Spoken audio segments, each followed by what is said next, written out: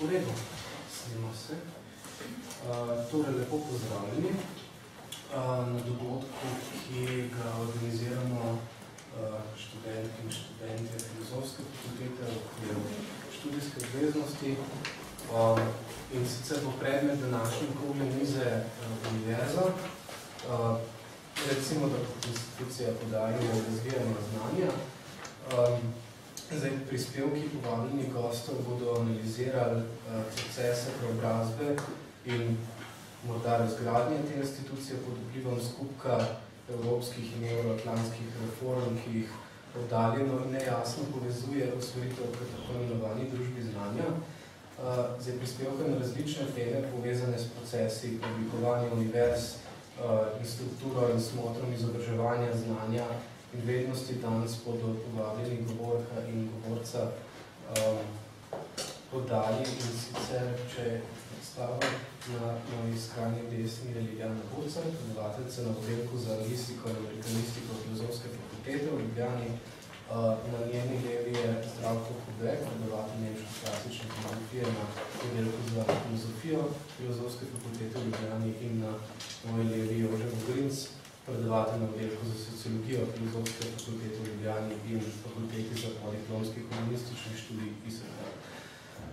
Trem prispevkom bo sledila diskusija, ki jo bom jaz povezal in moderiral tako na strani povabljenih gostov kot na strani publike.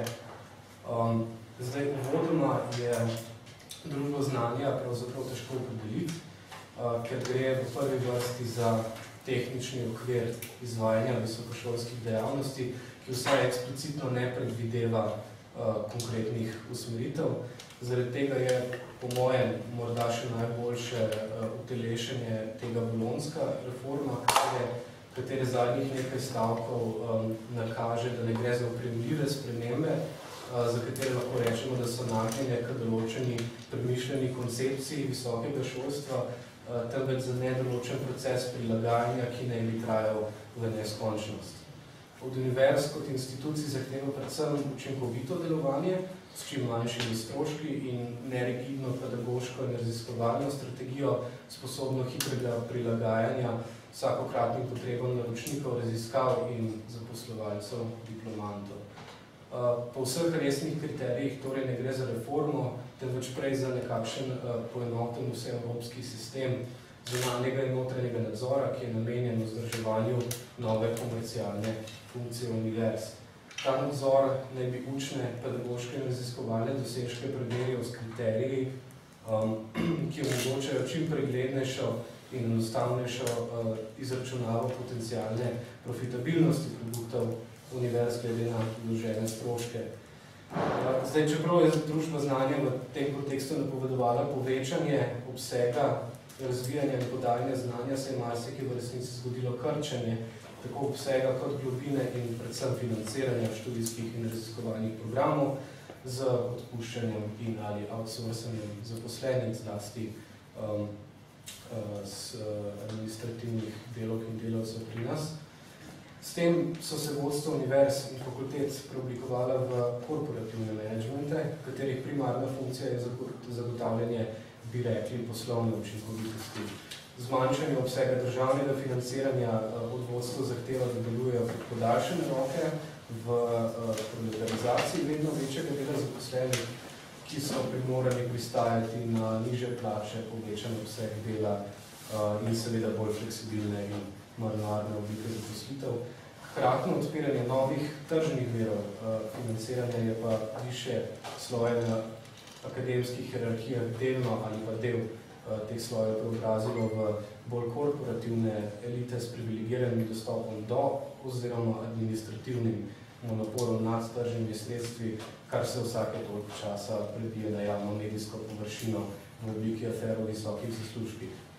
Za ostale zaposlene, pa tudi bi rekel za študentke in študente, delovanje na univerzi postaje bolj stvar preživetja kot podajanja, razvijanja ali pridobivanja znanja, s čimer se univerza delno preobraža v socialno institucijo.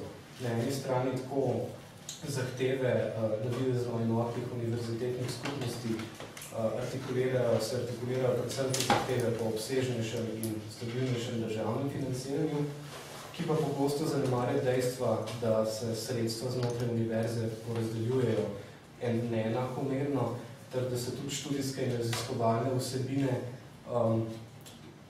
ki so financirane s temi sredstvi, vedno bolj oblikujejo glede na tržne kazalce in ponekod tudi glede na vsakokratne potrebe in ali preference malo številčnih vplivnih profesorjev in profesoric. Na drugi strani se zdi, da ta materialna ogroženost ni naključna, ampak je pomemben zavesten del prakse, ki se izvaja ravno v imenu družbe znanja.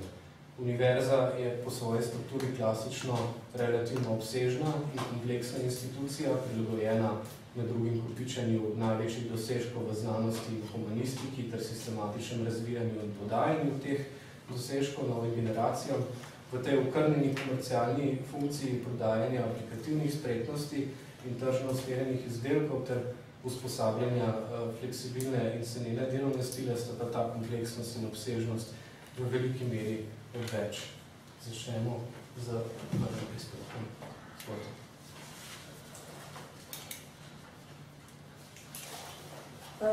Jaz sem bila povabljena, da govorim o univerzitetnem proletariatu in ta prispevek je schematično pregleden, zadnja tretjina pa je še neudana, tako da bomo morali preživeti skozi prvi dve tretjini.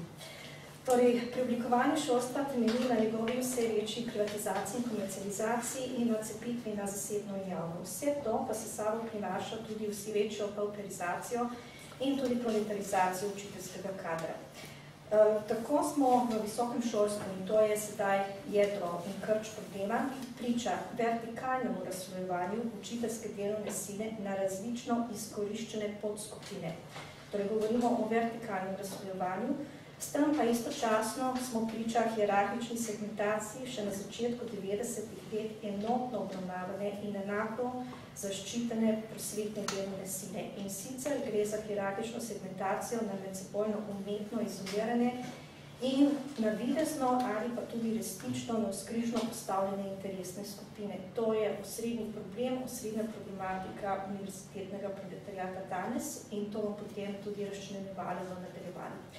Torej, ti prvi nastavki teh sistemskih procesov so se začeli izrisovati v zgodnjih 90-ih letih pod taktirko Mednarodnega denarnega sklada in seveda tudi s tem povezanim vsiljevanjem oziroma usiljenim vplivanjem kapitalističnega družbeno-ekonomskega sistema. Danes pa se nadaljujejo, torej ti neoliberalni prijemi ne padijo z neba, imajo svoje prednastavke in to vsega že od 30 leta. Torej danes pa se ti procesi nadaljujejo kot sestavni del neoliberalnega vala, torej dokončne razgradnje in privatizacije še tistega minimalnega skupnega dobrega, kar mu je ostalo od socializma. To je nastavek, sedaj pa najprej en osnovni splošni začetek. Torej, razredno izkoriščanje in s tem povezana vertikalna stratifikacija učiteljske delovne sile sta, kot dobro vemo, neposredno povezani z namernim rezanjem in drastičnim krčenjem proračunskih sredstev za potrebe javnega sektorja in s tem seveda tudi za potrebe javnega šolstva. Ta politika je sestavni del širših strukturno vodenih sprememb in te danes ne več ozadensko in postopoma, kot je to veljalo v 90-ih, ampak povsem vidno in ofenzivno delujejo v prid sistematičnega pričakovanja sredstev od večine vse bolj siromašnega mezdnega prebivalstva, k takemu svojo strukturno vse bogatejših filmnikov. To zelo posplošujem, ampak če bi hoteli vse to kompleksnejše razložiti, bi zato pravzaprav porabili več kot eno uro. Torej, gre za sistematično pričakovanje k bogatejšim rentnikom. Torej, kapitalistična država s svojimi interesnimi skupinami vedno bolj sistematično siromaši javni proračun in sicer prvič na račun neprestalnega zniževanja in konstantnega zniževanja davka na dobiček, tako je nekdaj 25% to padlo na 17%, kmalu pa seveda tudi na 15% ukinitvi progresivne dohodninske davčne lestvice. Ta ukinitev recimo na leto pomeni izpad po preračunanju mladine 700 milijonov evrov iz proračuna, torej samo ukinitev progresivne davčne lestvice. Govorimo o zniževanju prispevnih stopenj delodajalcev za socialno zavarovanje od leta 1991 dalje. Recimo, schematsko imate to prikazano tam, ker se recimo prispevki za recimo prispevki, pokojninski prispevki prepolovili iz 15,42% na 8,85%. To je v 20 letih ustvarilo več kot milijardni primanjkljaj v pokojninski blagajni, čisto mimogrede. To pa seveda je voda na mlin akumulaciji večjega kapitala na strani kapitalističnih delodajalcev. Govorimo tudi istočasno, torej proračun je že tako osiromašen, istočasno se iz tega odtekajo kolosalne nepovratne subvencije selektivno izbranih zasebnih podjetij. Recimo Revoz, ki je bil pridobil 45 milijonov evrov z NEPA, to pomeni, da to podjetje ni potrebno imati kreditov, njihovi dobički se na račun tega stopnjujejo ob istočasnem nižanju mest. Torej, to je samo schematičen oris, kakšna je medsebojna zveznost. Torej, gre za sistematično siromašenje javnega proračuna in istočasno gre tudi za uspešno za podhranjenost v javnem sektorju. Torej, na ta način kapitalistična država strukturno pritiska na reorganizacijo oblik zaposlitev in delovnih pogojev v tem sektorju. Univerze so tako vzeta javnofinančna sredstva prisiljene nadomeščiti prvič za odpiranje vrat spornim interesom kapitala, drugič za uvajanjem šolnin, tihih šolnin ali pa de facto šolnin ter nadaljnjo komercializacijo, hkrati pa tudi s krčenjem rednih učiteljskih delovnih mest. Torej, ofenziva je krčenje rednih učiteljskih delovnih mest, istočasno povečevanje ali uvajanje fleksibilizacije delovne sile, večanje obveznih nadur in seveda števila študentov na učitelja, učiteljico. V bistvu govorimo o reorganizaciji produkcijskih, torej učnih procesov in sicer na način izsesavanja vedno večje količine presežnega dela učiteljskega kadra ob istočasnem zniževanju že tako minimalnega plačila. Tu bom najprej sedaj še vrisala nekaj zgodovinskega ozadja. Torej, ti pristopni strategije sistemskega izkoriščanja se množijo, predhodni nastavki teh procesov pa segajo v zgodnja 90. leta. Torej, takrat se je začela pojavljati prva večja razslojenost znotraj akademske sfere in sicer plače v javnem sektorju so bile v 90-ih znatno znižane. Delo redno zaposlenega asistenta in lektorja je bilo razvrednoteno, deloma tudi profesorja, ampak večinoma asistenta lektorja. Plače so bile posledično zelo nizke in niso omogočile osnovnega standarda. Takrat se je že začel vzorec, da so bile plače v univerzi nižje od plač v srednji šoli. Zato je seveda, in to je treba javno povedati, izdatno poskrbela kompromisna politika takratnega osrednjega šolskega sindikata, ki je pač univerzitetni del učiteljskega kadra žrtvovala v prid zviševanja standardov srednjošolskega kadra. Torej, ob že takrat uvedeni politiki mehkega zmanjševanja zaposlenosti se je kot dodatek nizkim plačam ponudila možnost izvajanja nadur. Šlo je za prve postopke naturalizacije nadobremenjevanja, torej prenašanje nadur v redni delovni urnik in s tem za podaljševanje delovnega urnika že tako polno obremenjenih. Tako ustanovam torej ni bilo potrebno zaposliti novih ljudi in plačevati prispevke, kajti obstoječi kader je v obliki navidezno bolje plačanih nadur, ki pa niso nič v primerjavi z izplačevanjem pokojninskih, zdravstvenih in drugih socialnih prispevkov še enega rednega zaposlenega.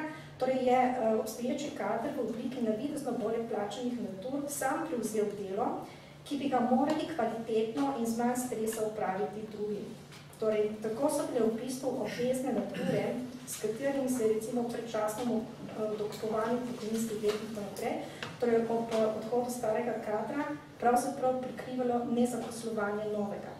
In to je bilo ponujeno kot oblika prostovoljne odločitve ostalih zaposlenih, ker naj bi na ta način kvečjemu prispevali k izboljšanju svoje lektorske in asistentske plače. Torej, trik se je skrival v tem in to je tudi, kar nas čaka kot bodoče zaposlene prekarne ali pa neprekarne. Trik se je skrival v tem, da je v bistvu to delovalo kot umetni pacifikator, kajti na ta način so zaposleni v resnici samodejno in nevede pristali na nizke plače. Pristali so na nizke plače, toležeč se za nevideznim korektorjem v obliki nadur. Njihovo delo pa se je kvečemu pospešilo in intenziviralo. Urnik recimo za asistenta se je povečal za 2 pedagoški uri in to recimo med asistenti in lektorji je že takrat predstavljalo 20 do 30% nadobremenitev rednega urnika. Danes smo priča še bolj zaostrenim oblikam tovrstnega izkoriščanja, po novem in tako, da boste vedeli, kdo v razredu stoji pred vami in pod kakšnimi pogoji dela.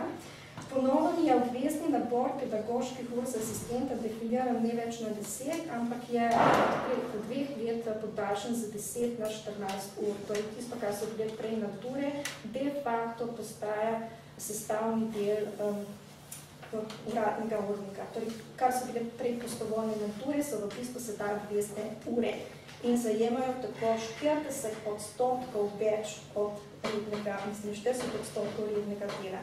Za učitelja naj bi bilo to po novem 5 ur, torej pri tem je zelo pomembno tudi to, da vse nature niso plačane po enakem faktorju ali pa sploh ne, torej razlika je tudi med Mariborsko in Ljubljansko univerzo. Hkrati pa se uvaja tudi defaktorizacija delovnih ur na drugi stopni, torej pri izbirnih predmetih in sicer po številu vpisanih na skupino, kar pomeni, če je vpisanih manj kot 4 ljudi, imate potem 30% plačilo za uro, ki torej je to tako. Če pa imate vpisanih manj kot 10, torej med 5 in 9 ljudi, je ta faktor nekje skoraj da že polovičen. Kar pomeni, vi opravite celo uro, vse priprave, vsa predavanja, vse popravki, vsi izpiti, vrednotenje pa je tako, da bi upravili recimo samo pol dela. Torej, pri tem tudi velja izpostaviti, da večji del bremena glede izvajanja obveznih natur pade na ramena tistih, ki zasedijo asistentska delovna mesta, ker so seveda na teh delovnih mestih te nature tudi nižje faktorizirane. Tu imate recimo pregled, gre za bruto plače, to je treba povedati, torej gre za bruto plače. Zamislite si, torej vzamete okrog 40% osnovna plača 1373, minus 40% to je neto in potem za eno uro nadur dobite 91 bruto. Ena ura, pedagoška ura na fakulteti po zahtevnosti priprav, koliko imate priprave že narejene, torej ne gre za nov predmet, je ekvivalentna povprečju 3 srednješolskim pedagoškim uram. Torej, druga in temu vzporedna oblika povečevanja neplačanih delovnih obremenitev izhaja iz povečevanja števila študentov na učitelja in je sestavni del bolonjske prenove. Seminarske skupine tako ne vključujejo več maksimalno 15 do 20 ljudi, kot je bilo to nekoč, ampak od 30 celo do 49. Torej, to pa ni priznano kot oblika povečanja delovne obveznosti in kot taka seveda ostaja neizplačena. Torej, to pomeni, da v bistvu v eni skupini sedaj opravite delo za 2, plačani ste za enega človeka in če seveda delate na asistentskem delovnem mestu, imate najnižjo možno plačilo. Zato tudi tak pritisk seveda, da se povečuje pedagoško obremenjenost in podaljšuje uradnih delovnih asistentov, torej od 10 do 14 let. V teh postavkah gre za klasični kapitalistični pristop povečevanja produktivnosti na račun zniževanja plačila, torej intenzifikacije delovnega procesa za še manjše plačilo ob istočasnem izgorevanju zaposlenih, kar vodi nižanju kakovosti pouka. Torej gre za klasični metodi sistemskega izkoriščanja poleg mezdnega plačila. To velja za vse učitelje, to velja za celoten učiteljski kader. Temu pa se danes pridružujejo še bolj zaostrene oblike in namen tega je hierarhično segmentirati in razslojiti učiteljsko delovno silo na vsaj 3 podskupine različno stopensko izkoriščenih. Tako se tudi na univerzi uveljavlja korporativno pravilo zaposlovanja le peščice redno zaposlenih, kot osrednje delovne sile za nedoločen čas, pripadajočimi minimalnimi socialnimi, ne pa tudi nujno delovskimi pravicami, medtem ko so ostali konstruirani kot fleksibilizirana in umetno periferna, ter zato še bolj izkoriščena delovna sila. In prav ta delovna sila bo v nenadomeščanju novega valja upokojenih delih profesorjev in profesoric slej ko prej prevzela večino pedagoškega dela. Torej, na prvi pogled gre za uvajanje prej nepoznanega dvopartitnega sistema, a je slika v resnici znatno bolj kompleksnejša. Namreč ne gre spregledati, torej, da je osrednji cilj tega strukturnega preoblikovanja obstoječih oblik zaposlitev predvsem čim bolj oklestiti število rednih učiteljskih delovnih mest za nedoločen čas.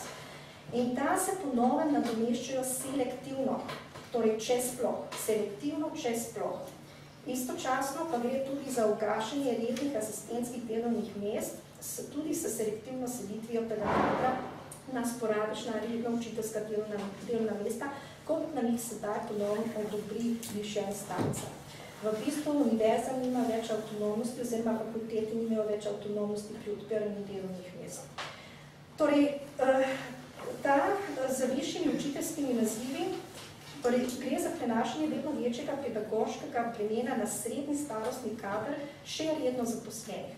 Torej, ta segment z višjimi učiteljskimi nazivi, kot je docent in izredni profesor, prav zaradi redukcije še kako potrebnih učiteljskih delovnih mest, še vedno ostaja zaklenjen na preostalih asistentskih delovnih mestih. Tako imamo na filozofski fakulteti recimo 48 takih ljudi, od tega je 40% na asistentskih delovnih mestih in 8 izrednih profesoric, 8 izrednih profesorjev. Torej, do tega pojava prihaja zaradi cepitve delovnih mest od habilitacijskih nazivov, to pa je ključ poglobljenega notranjega izkoriščenja na videzno varno zaposlenih, ki sestavljajo seveda ta širši krog redno zaposlenih izkoriščenih. Torej, to pomeni, da mora takšen kader, in zdaj bom povedala, kaj se to zajema. Torej, takšen kader mora s prehodom v višji naziv, poleg na novo naloženih mentorskih dolžnosti na diplomski in doktorski ravni. Ki asistent tega ne upravlja. Torej, zato ima pač 10 pedagoških ur na mesto 6 ali 4. Torej, vi pa imate potem na asistentskem delovnem mestu kot docentka ali pa izredna profesorca, imate mentorske dolžnosti na diplomski in doktorski ravni, imate doktorske seminarje, izdatno povečan obseg raziskovalnih obveznosti, kajti vi morate obnavljati naziv za izrednega profesorja ali docenta, ne za asistenta. In seveda govorimo tudi, da je vse to plačano po postavki asistenta, kot da ste še vedno tako rekoč pripravnik po 15 ali 18 letih. To je pospešena akomodacija kapitala oziroma presežne vrednosti. In seveda to ni še vse, to je sedaj tako, kot ta slika stoji trenutno. Novi predlogi univerze v Ljubljani, ki naj bi sanirali situacijo, v bistvu uvajajo kooptativno rešitev. Gibljajo se namreč v smeri resistematizacije, sicer nekaterih povrstnih asistentskih delovnih mest, na katerih so izredni profesori in pa docenti, in resistematizacija v učiteljska, ali v nekaterih primerih, torej selektivno in po arbitrarno nastavljenih merilih. Na tem mestu tako gre za tiho infiltracijo ameriškega dvotirnega sistema zaposlovanja rednih profesorjev za polni delovni čas, in sicer gre za uvajanje tako imenovanega, recimo, polnobonitetnega tira ali tako imenovanega tenured track, polnobonitetnega tira in non-tenured učiteljskega delovnega mesta. Torej, to je sistem, ki daje polno priznanje in s tem boniteto le nekaterim zarednim profesorskim nazivom na račun notranje hierarhične segregacije in s tem povezanega strukturnega odtegovanja možnosti napredovanja ostalih za istimi nazivi. Torej, in v čem je trik tega? Iz te preplastene skupine bo lahko v prihodnje, zato dvojno preplastene skupine, bo zato v prihodnje lahko išla še manjša plast selektivno pripuščenih rednih profesorjev na redna delovna mesta za nedoločen čas. Torej, to je trik tega. Tretjo skupino v tem procesu segmentacije in s tem strukturnega izkoriščanja sestavlja, kot vemo, vse bolj večajoči se delež fleksibilizirane, prekarne delovne sile, torej zlahka odpustljiva delovna sila brez osnovnih socialnih in drugih pravic. Kaj to pomeni v praksi? Si lahko pogledamo recimo na primeru lektorja, ki je zaposlen kot honorarec za polni delovni čas. Torej, honorarec za polni delovni čas in takšen človek, tako zaposlen, po tej pogodbi ni upravičen do plače v poletnih mesecih, kot tudi ne do kritja pokojninskih, zdravstvenih in socialnih prispevkov. In to seveda kljub dejstvu, da v teh mesecih, tako kot ostali, izvaja govorne ure, popravlja izpite, raziskuje, piše članke, se pripravlja na nova pogodbensko leto. To je vse, kar počnejo vsi ostali zaposleni po neatipičnih pogodbah. Novi zakon prinaša eksplicitno legitimacijo tovrstnih oblik zaposlitev kot primarnih. In to je denimo razvidno iz govora o ustanavljanju novih visokošolskih zavodov.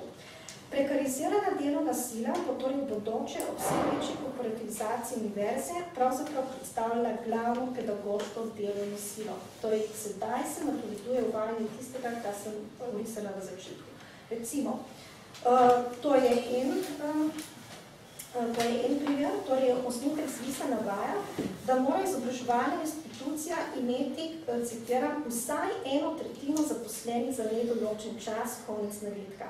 Torej, to pomeni, da zakon tudi legalno omogoča, da je vsaj 2/3 pedagoških in znanstvenih delavcev zaposlenih po atipičnih prekarnih pogodbah in da jih ne ščiti kolektivna pogodba. Torej, izplačila so tako še nižja, vključujejo manj osnovnih dodatkov, manj zakonsko pripadajočih pravic. Zakon to eksplicitno legalizira, omogoča. Podobno velja tudi za nastavljanje novih oblik prekarnega dela, ki se še izrisujejo na obzorju. Osnutek ZVIS-a med drugim legitimira novo obliko fleksibilnega dela, in sicer to je delo za polovični delovni čas, ki ga srednje šole že poznajo. Ta institut denimo najdemo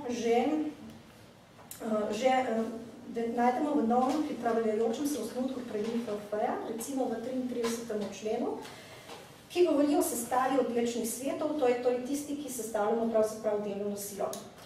Take oblike zaposlitve se bodo lahko izvajale ali povajale pod izgovorom, da gre za zaposlovanje že redno zaposlenih v zasebni industriji.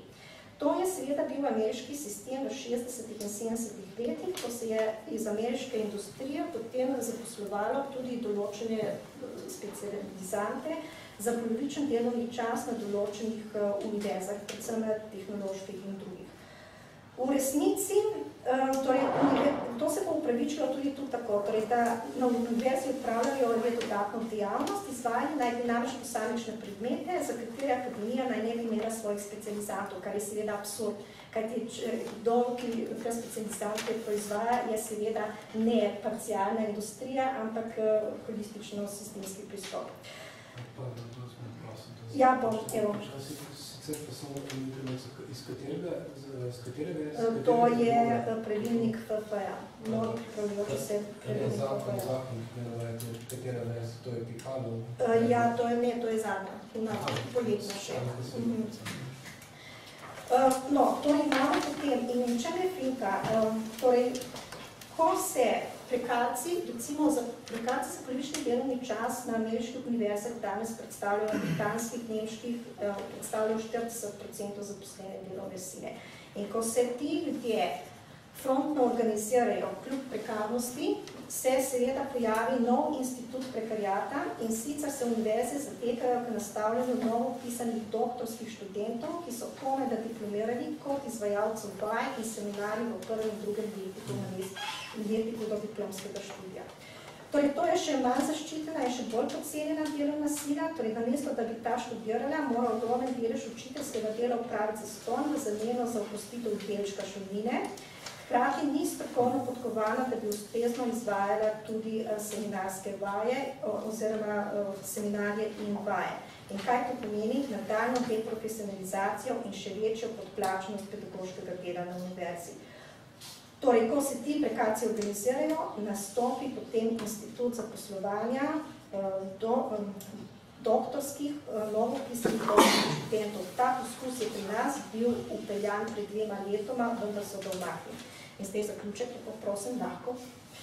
Torej, uvajanje kriternega sistema segmentacije učiteljskega kadra v hierarhično preplastene, s tem pa različno stopenjsko izkoriščene skupine, vodi vzpostavljanje poprej neobstoječih in hermetično zaprtih slojev z vsem manjšim deležem rednih profesorjev na rednih delovnih mestih. Govorimo o vzpostavljanju akademsko-kapitalistične piramide s tankim slojem male akademske buržoazije. Ta poslej vse bolj povezana z raziskovalnim delom, za potrebe zasebnega kapitala in vse manj s pedagoškim delom. Povedano drugače, težišče je na tem, da se čim bolj oklesti število rednih profesorjev, ti pa bodo v svoji skrčni postavi predstavljali menedžerski sloj, ki bo tudi na osnovu določal ali potreboval nehumane oblike dela. Namreč superpedagoško nadobremenjevanje strukturno marginaliziranih prekarcev in tistih, ki ostajajo ob višjih nazivih na asistentskih delovnih mestih, bo namreč temu zoženemu krogu pedagoško razpremenjenih rednih profesorjev omogočeno, da izvajajo celo vrsto dodatnih projektnih del ali se udeležujejo drugih profitnih dejavnosti, ki so v bistvu akademske nedejavnosti. Torej, pri tem pa bodo lahko računali na svoje super eksploatirane prekarne in drugotirno postavljene redno zaposlene kolege kot pomožno priključeno delovno silo, ki bodo tudi to delo morali upravljati prostovoljno, kvečemo za dobišče sploh. Torej, kot podaljšanja roka kapitala in njemu podrejenih projektov, bo ta menedžerska profesorska elita sama notranje dela nad utrjevanjem prekarstva in drugih oblik izkoriščanja, ali pa ga bo se svojim molkom podpirala prav za voljo kooptirane dobrobiti v obliki večje možnosti krepljenja drobnih in srednjih zasebnih dobičkov, ki bodo legalno izsesani v obliki javno-zasebne udeležbe v odcepljenih podjetjih, centrih odličnosti ali pa podjetniško-svetovalnih pogodbah za javni sektor. Po korporativnih merilih glavne znanstvene odličnosti ne predstavlja več dejanske vsebine in pomen znanstvenega dela, temveč možnost pridobivanja zasebnih donatorskih sredstev. Oziroma povedano drugače, udinjenost kapitala. Zato je tako kooptirana in mentalno ponastavljena profesorska zožena srednja tudi idealnih gojitelj nadaljnih izkoriščevalnih praks, ki jih s svojim komercialno resetiranim miselnim obzorjem in spremljajočim molkom tiho podpira že sedaj. Konec. In to je strašna realnost univerze v novodobnem svetu. Zato govorimo o tankem sloju akademske projektne buržoazije. Mislim, da bi enako še vprašanje postavljati karakterizme. Hvala, jaz bi se zahvalil za besedo, hvala tudi Ljubljani za prispevek, ker se ne morem drugega kot strinjati glavno. Zdaj, jaz se vam upravičujem zaradi tega, ker sem v zboru in je zapedal moj prispevek veliko bolj, bi rekel, na literarno splošni ravni, kot bi si sicer želel. Skušal sem predvsem direktno odgovarjati na to vprašanje, ali družba še potrebuje univerzo. Naslovno vprašanje je žal aktualno in tudi žal upravičeno. Ni pa retorično vprašanje, saj odgovor ni en sam. Kako odgovorimo je odvisno tega, kako razumemo vsako izmed teh besed posebej, zlasti pa v njihovi medsebojni povezavi. Univerza, družba še potrebuje. Ker je objekt našega premisleka univerza, se moramo najprej sporazumeti, kaj si zamišljamo kot to besedo. Glede na obliko vprašanja moramo sami od sebe zahtevati, da merimo na institucijo, kot je obstajala in še obstaja, njena dejanska družbena vloga in ideal, ki mu je poskušala biti zvesta, pa morata biti dosegljiva naši skupni predstavi, saj drugače ne bi mogli niti presojati o tem, ali jo družba še potrebuje. Ne glede na to, da je bila praktično pogosto pod ravnjo svojega idealnega lika, pa je univerzo utemeljeval in ideal zaslombo pred redukcijo na kaj drugega, ter tudi usmeritev za popravljanje tirnice, na katero je morda zašla, je dal ta idealni lik. Po zahtevah, ki so jih Evropejci zgodovinsko sami postavili v univerzi, je univerza tista družbena institucija, ki proizvaja utemeljujočo in kritično skupno vednost družbe. Univerza je institucija, ki ne le proizvaja znanje, marveč znanje prenaša na druge, predvsem pa podeljuje avtoriteto prenašati preverljivo vednost na druge. Poudarjam preverljivo vednost. To lahko počne le, ker je in dokler je skupnost učiteljev in študentov.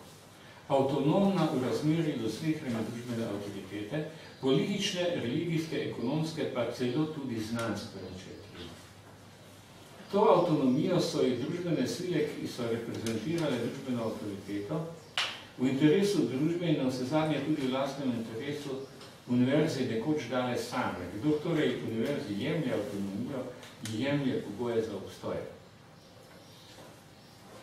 Beseda družba v naslovnem vprašanju dokaj jasno reprezentira tiste družbene sile, ki imajo gospodarsko in politično moč, da uveljavijo svoje prepričanje kot vladajočo ideološko usmeritev. Reprezentira torej vladajoči razred, se pravi globalni kapital.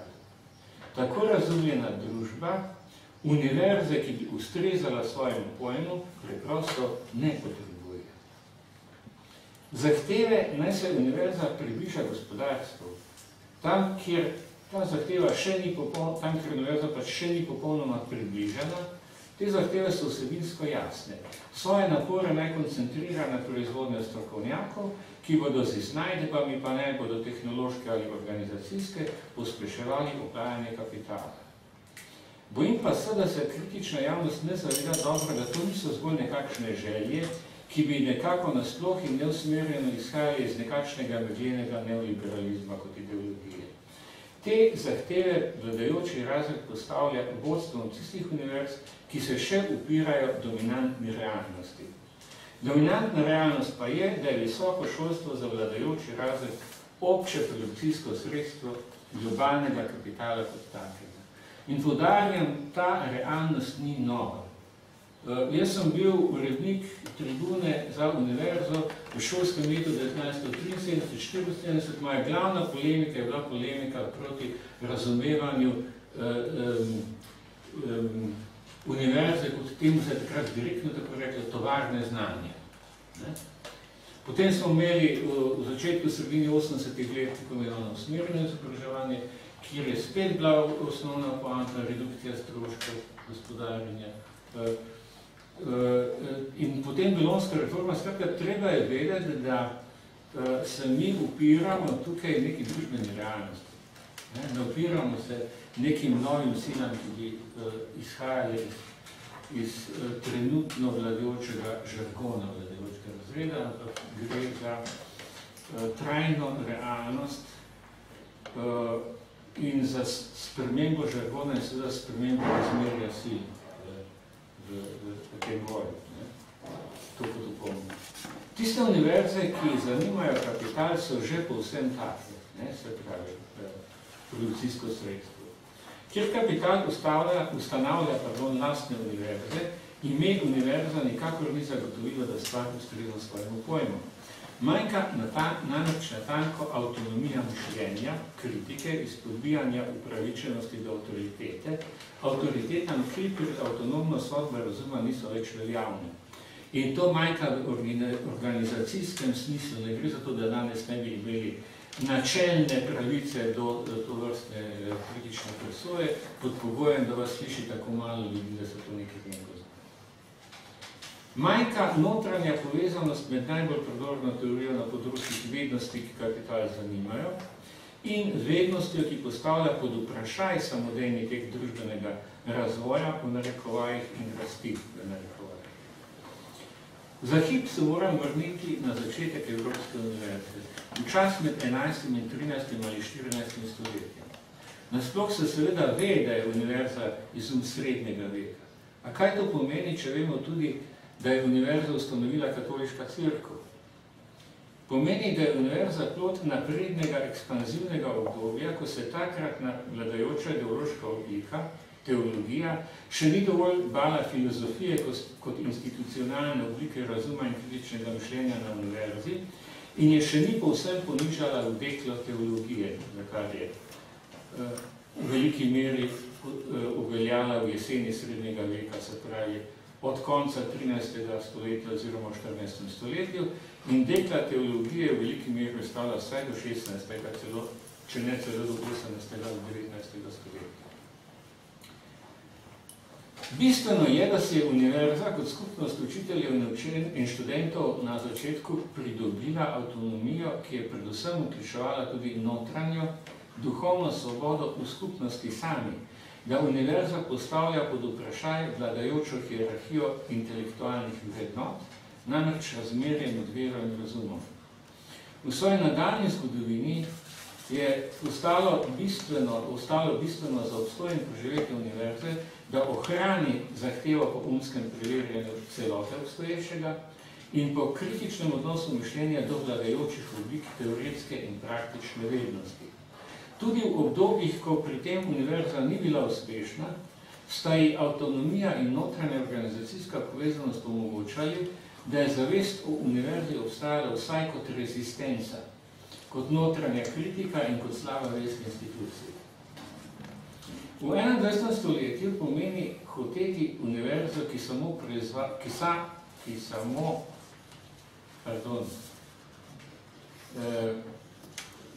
21. stoletju pomeni hoteti univerzo, ki sama proizvaja kritiko svoje redukcije na produkcijsko sredstvo kapitala. Univerzo, ki zavrača takšno svojo vlogo, obenem pa se zaveda, da sta notranja povezanost univerze kot institucije in njena kulturna, socialna in politična avtonomija kot skupnosti učiteljev in študentov pogoja, brez katerih univerza ne bo mogla ustrezati svojemu pojmu. Ne trdim, da univerza kapitala ne proizvaja vednosti, ali da del te vednosti vsaj nekaterim ali pa vsaj potencialno ni koristni. Kar je zmanjka, je natančno avtonomija v presoji njene lastne odvisnosti od kapitala in njenih pogubnih posledic, presoja posledic svoje razdrobljenosti, kritika servilnosti znanja do kapitala, priznanje in zavrnitev servilnosti univerze do kapitala in njenega sozarotništva z oblasti. Kaj pa, če vprašamo druge, ki bi lahko reprezentirali družbo ali še potrebujejo univerzo? Predvsem bi morali vprašati vse, ki so šli skozi njo, pa naj si so svojo izkušnjo in svojim zdajšnjim družbenim položajem zadovoljni ali ne. Vprašali bi lahko tudi tiste, ki na univerzo niso mogli, pa bi bili hoteli, pa tudi tiste, ki nikoli niso prišli dovolj blizu, da bi na to lahko bili pomislili. Vprašali bi lahko čistilke in varnostnike na fakulteti. Odgovore ne bi bili niti malo soglasni, marveč zelo raznoglasni. Tudi molk in skomiganje z rameni, da se koga to sploh ne tiče, bi bili zgovorni. A o čem bi molk in skomiganje govorili? O tistem, čemer je Althusser rekel šola kot ideološki aparat države. Govorila bi nam o razmiku med vsako ideološko koncepcijo šolanja, šolstva in univerze na eni strani in družbenimi izidi šolanja na drugi. Govorila bi nam o tem, da so tako šole kot šolajoči podvrženi konkurenčnemu boju in da je to, da vsi pričakujejo od univerze več znanja, spet predvsem ideološki črek, ki v vsakem primeru izraža predvsem to, da je šola že danes in že vnaprej splošno dojeta kot produkcijska panoga in od nje pričakujejo enake čudeže kot v vseh drugih panogah ekonomistike. Da bi z manj vlaganja v poučevanje in učenje hitreje proizvajala diplomante, ki bi bili bolj zaposljivi in bi družbo obenem manj stali in bi predelovali več tako imenovane dodane vrednosti. Po svojem pojmu univerza študentu ne obljublja, da mu potrdila o diplomi prinaša zaposlitev. Po svojem pojmu mu ponuja možnost, da v avtonomni skupnosti študirajočih, to pa smo učitelji in študentje, pride do sposobnosti, da samostojno presoja na temelju primerljivega skupnostnega znanja. To pa predvsem pomeni, da od študentov hkrati zahteva, obenem pa pri njih že predpostavlja avtonomno študijsko motivacijo. Študiramo zato, da nismo sužnji mnenja. Študiramo zato, da nismo sužnji socialnega položaja, kamor nas postavlja trenutna ekonomsko-politična konjunktura ali kriza. Študiramo zato, da smo intelektualno sposobni misliti svoj položaj, ga analizirati in se kot skupnost angažirati, da ga spremenimo. Zato se moramo vprašati, ali potrebujejo univerzo predvsem učitelji in študenti. Če kritično presojam prevladujoče vedenje enih in drugih, je moj rezultat popolnoma jasen. Ne učitelji, ne študentje ne potrebujejo univerze, ki bi ustrezala svojim okoljem. Prvi se vedemo, kakor da potrebujemo učiteljske službe, kot javni ali zasebni uslužbenci, drugi se vedete, kakor da morda potrebujete diplome, pa še vrednost teh je dovolj padla, da prepričanje o tem ni niti trdno, niti zagreto. To presojam konec koncev po svojih predavanjih. Premalo energije imam, da bi vedno predaval kaj novega in zanimivega. Kaj si mislim o tem, da naj bi predaval tudi kaj koristnega, ste lahko razbrali iz že povedanega. Vendar pa sem dovolj samozavesten, da lahko trdim, da vsaj pri enem predmetu na drugi stopnji predavam reči, ki jih ne boste zvedeli nikjer drugje. In bi bile lahko zelo v pomoč vsakomur z ambicijo, da samostojno presoja o vednosti in o družbi. Ali mi to zagotavlja poslušanost? Ne. Obisk predavanj je slab. Enih ne zanima, drugi ne razumejo, tretji nimajo časa, ker hodijo v službo ali pa se ukvarjajo s politiko. Vsekakor so vsi mnenja, da jim ta predavanja ne koristijo dovolj. Spoštujem odločitev vsakogar, da bo rajši delal, kako študiral, ali se rajši politično angažiral, kako hodil na predavanje. Vendar pa se s tako odločitvijo vsakdo tudi dejansko odpoveduje študiju. S tem pa se odpoveduje sodelovanju v oblikovanju političnega znanja. Dajanje prednosti politiki pred študijem pa se mi ne zdi upravičeno niti stališča političnega gibanja samega. Izhaja iz predsodka, da nekdo že ve, kako mora delovati in da mu univerza ne daje praktične vednosti za njegovo trenutno delovanje. Dejansko torej deluje, kakor ga kritična vednost zanj ne obstaja, ker trenutno ni sposoben prepoznati njene koristnosti zanj posebno. To pa je politika kratke sape. To je politika, ki je zavestni ali nezavedni karierizem, nekritičnost in nezavedno podrejanje koristnosti kot absolutnemu in obenem vedno že uporabnemu merilu presojanja. Zato je to zavračanje univerze.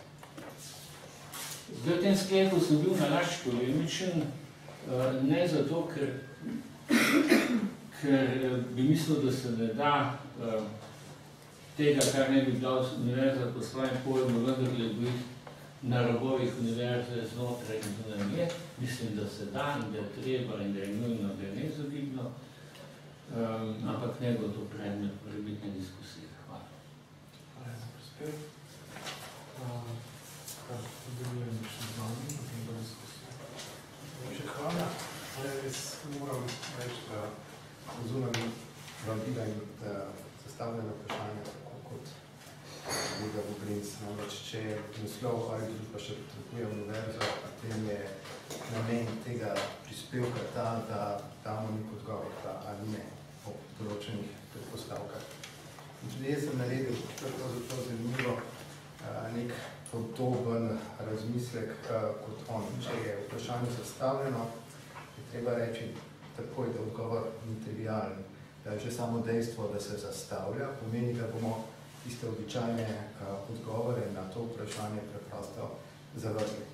In da se pravi, dali oklepaj, in če zato hočemo odgovoriti na to vprašanje, potem moramo narediti en korak nazaj in si spet zakoličiti nekaj osnovnih pojmov in zgodovinskih dejstev. On je naredil, ali družba še potrebuje univerzo. Družba, univerza še potrebuje. Na podoben način bom skušal tudi sam podati ta odgovor, svoj odgovor in tudi odgovor bo približno enak, tako da se počuti nekako odrečnega. Moram pa reči, da najprej nimam občutka, da bi vedel ali da bi lahko rekel, da je ta odgovor tudi tisti, ki je edini možen in pravi. Zdaj, kaj je univerza? Splošno bi rekel, je opredelil kot institucijo vednosti. To je tisto, kar jo opredeljuje, natančna institucija, znotraj katere naj bi se odvijalo proizvajanje in prenašanje vednosti, če to znanost je že drugo vprašanje, ampak proizvajanje in prenašanje vednosti v njeni najvišji in najčistejši obliki. Zdaj, po tej opredelitvi se univerza razlikuje od drugih institucij vednosti. Ni samo ena, je več. In jaz mislim, da je med te institucije vednosti treba navesti tudi državo. Namreč tudi država je, po mojem institucija vednosti v smislu, da je država, moderna država, ne more delovati arbitrarno, partikularno, samovoljno, na podlagi recimo občutka, ker si tako vsti človek posameznik lahko, država ne. Moderna država mora delovati, ali bi načeloma morala delovati v režimu občega, se pravi na podlagi obče veljavnih, obče dostopnih, obče preverljivih razlogov in nazadnje za vse enako. In mislim, da je toliko moderna država, bistvena država, ki ve, oziroma država, ki bi morala vedeti. Skratka, je institucija, je država, ki se legitimira v režimu vednosti in je zaradi tega bistveno vezana na vednost. Obenem pa se univerza razlikuje od drugih društvenih institucij, ki se ravno tako ukvarjajo z raziskovanjem ali poučevanjem potem, da se s tem ukvarja hkrati, skratka po hkratnosti raziskovanja in poučevanja, po neločljivosti raziskovanja in poučevanja. Potem se razlikuje na eni strani od inštitutov, ki so posvečeni zgolj recimo proizvajanju nove vednosti, katere smoter in uporaba, če tukaj lahko o tem govorimo, sta določeni neodvisno. Skratka, odzunaj, kakorkoli že, lahko da tudi sploh nista, ampak nimata tega določenega imanenta. Na drugi strani pa imamo nižje ravni izobraževanja, v katerih se posreduje že izpotovljena vednost in sicer z namenom, običajno z namenom, da se običajno mladi, pač nastajajoči subjekti, oblikujejo v samostojne člane družbe in se glede na svoje zmožnosti usposobijo za to, da znotraj nje vzpostavljajo svoje mesto. To bi bila potem specifična vloga univerze v razmejitvi od države, od inštitutov in splošnega izobraževalnega sistema na drugi strani. Zdaj, če damo državo pokrepaj, je univerza toliko očitno vezana na neki pojem vednosti, v katerem se subjektivnost in vednost tesno prepletata, sta tesno povezani druga z drugo. Recimo zelo na hitro, seveda je to velika tema, da iz tega pojma vednosti po eni strani izhaja, da se subjekt lahko osvobodi, emancipira, torej spostavi kot svoboden in v zadnji instanci to pomeni konstituira kot subjekt, zgolj tako, da se vpiše v polje vednosti, zgolj znotraj polja uma. Šele to mu omogoči, da recimo zavrže to, kar neposredno je, ali da ni neposredno odvisen od tega, kar je, da pretrga začetno potopljenost v krog gole danosti, pa naj bo to narava, zgodovina, družba ali karkoli, in se oblikuje sam, svoje smotre in samega sebe določi sam. V tem smislu je izobrazba, v tem smislu pridobitev vednosti, izobrazba kot pridobitev vednosti, kot vpis v register uma, nujni pogoj emancipacije. In recimo, edino skozi izobrazbo, edino umni subjekt je lahko zares subjekt svoboden in podobno. Po drugi strani pa je pod tem pojmu vednosti vednost sama subjektivirana in ima subjektivne učinke ali subjektne učinke celo.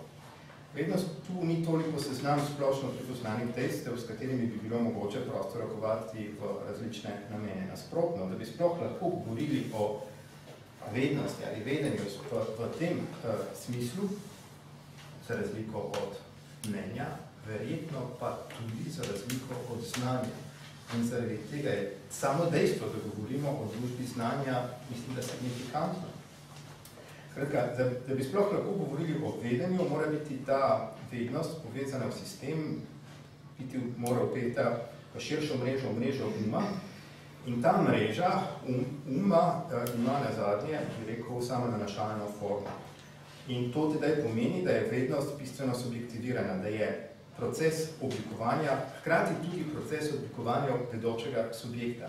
In da v zadnji konsekvenci taka vednost, ki se subjektivira skozi to, da se subjektivira, nazadnje po svojem pojmu, govori predvsem o sebi. Tako da vednost ni toliko vednost o drugem, recimo o naravi, o pozitivnih dejstvih, temveč je pod svoji bistveni strukturi samo nanašalna, samo refleksivna. Recimo je vednost o pogojih vednosti. je vednost na zadnje o subjektu. Vednost o tem, kakšen ta subjekt, ki ve, znotraj tega polja vednosti je.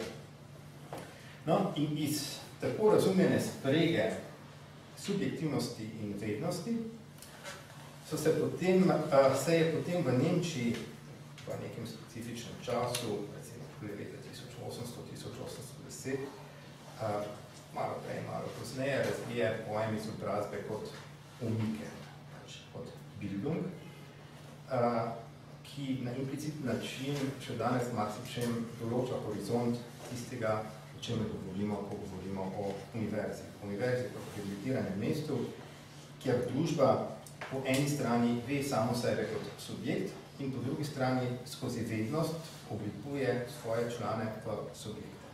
To bi na hitro, to dvojno funkcijo bi na hitro opredelil ali pripisal temu klasičnemu humboldtskemu idealu univerze. In na to se nazadnje navezujejo vsa tista gesla, ki jih verjamem, da poznamo, kot je Bildung durch Wissenschaft. Vednost, znanost je tista, ki nas oblikuje. Ko mi oblikujemo znanost, znanost oblikuje nas in oboje je neločljivo povezano. Ali forschen und lernen, oboje skupaj. Poučevanje, se pravi raziskovanje in poučevanje kot dve plati enega in istega. Ali še enkrat Freiheit und Einsamkeit, svoboda in osamljenost kot okolje in pogoj vzpostavljanja, prenašanja te univerzitetne vednosti. Zdaj, mislil sem vam prebrati še nekaj, ampak ok, morda kdaj drugič.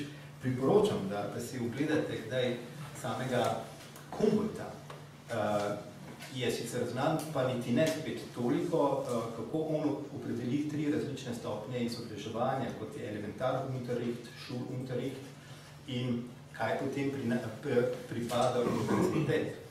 In samo naj vam povem, da je po Humboldtu naloga šole, torej bi rekli pred univerzitetne stopnje, torej srednje šole dan danes ali karkoli že tistemu, kar predhaja univerzi, da učencu razloži, da ga nauči vse, kar mu lahko posreduje učitelj. In šele od te točke naprej, ko so temelji vednosti izpostavljeni, se lahko začne tisto, kar je prihranjeno na univerzi, ki je zu diesem Selbstaktus im eigentlichen Verstand in tako naprej. Dobro. Recimo, da v osnovi vemo, kaj zdaj pomeni, kaj naj predstavlja humboldtski ideal univerze. Seveda je treba reči, da je to v veliki meri ideal. In kot ideal, vključno s tistim, da vendarle ohrani neko orientacijsko vrednost in znotraj tega ohrani svojo veljavo, ne glede na to, da ni realiziran, seveda je pa mogoče reči, da je to ideja, ki nikoli v zgodovini časa Humboldta, ki je bil nekaj časa pruski minister za izobraževanje, ni ustrezala realnosti. Še več, mogoče je reči, da so nekateri pojavi iz zgodovine univerze ne samo odkloni od tega ideala, temveč pojavi, ki so se lahko zgodili ravno na podlagi tega ideala, tako da jih je sam ideal proizvedel. Recimo, ne glede na to, kako se univerza rada sklicuje, udarja po prsih svojo kritičnostjo, zlasti Humboldtska univerza, bi rekel, da ravno Humboldtska univerza, recimo ravno v Berlinu morda, ni bila mesto kritičnega premisleka družbe. Leta 1933 so se ravno univerze, ravno nemške univerze, z neverjetno lahkoto gleichschaltale, prilagodile novemu režimu in so še več, ne samo to, videle v nacizmu priložnost za, kot pravi nek znani nemški mislec, ein deutscher Denker, za Selbstbehauptung der deutschen Universität. Skratka, za samouveljavitev nemške univerze. V vsakem primeru je bila Einsamkeit pogosto razumljena kot deklarirana nepolitičnost univerze. Kao univerza se umika od tega vrdeža v srdanjosti politike interesov, hoče biti osamljena, ampak za to osamljenost se je praviloma zelo pogosto in se še zmeraj skriva politični konformizem. Bolj ko si osamljen, bolj si ločen od interesov, bolj to pomeni, da se lahko v imenu svoje avtonomije prodaš kakršnemu koli trenutnemu interesu. In če smo že pri Einsamkeit, jaz mislim, da je tudi tukaj treba dati Humboldtu malo več pravice, kot se mu običajno daje, kajti Einsamkeit je seveda mogoče razumeti kot distanciranje, vendar kot tisto distanciranje, ki nam šele omogoči, da se postavimo sami nase. In to nikakor ne izključuje, recimo, neangažiranosti in podobno. Skratka, vse to drži, nazadnje tudi drži, da je bila dejanska funkcija Humboldtske univerze predvsem izobraževanje kulturne elite. Se pravi, elite, ki je sama prisegala na ideal izobrazbe. In da so se na ta ideal vse skozi sklicevali predvsem profesorji sami. Največji zagovorniki univerze po praviloma prihajajo iz univerze same. In to so predstavniki univerze, profesorji, ki povsem neodvisno od realnosti hočemo z branjenjem univerze, predvsem okrepiti svoj prestiž in ohraniti privilegije, ki so vendarle povezani s tem. Tako je zdaj, recimo, zelo na hitro ideja zgodovinski kontekst.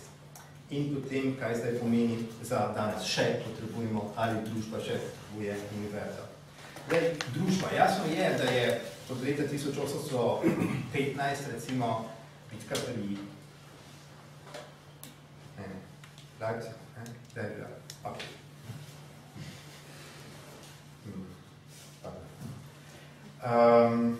Skratka, nekaj se je spremenilo.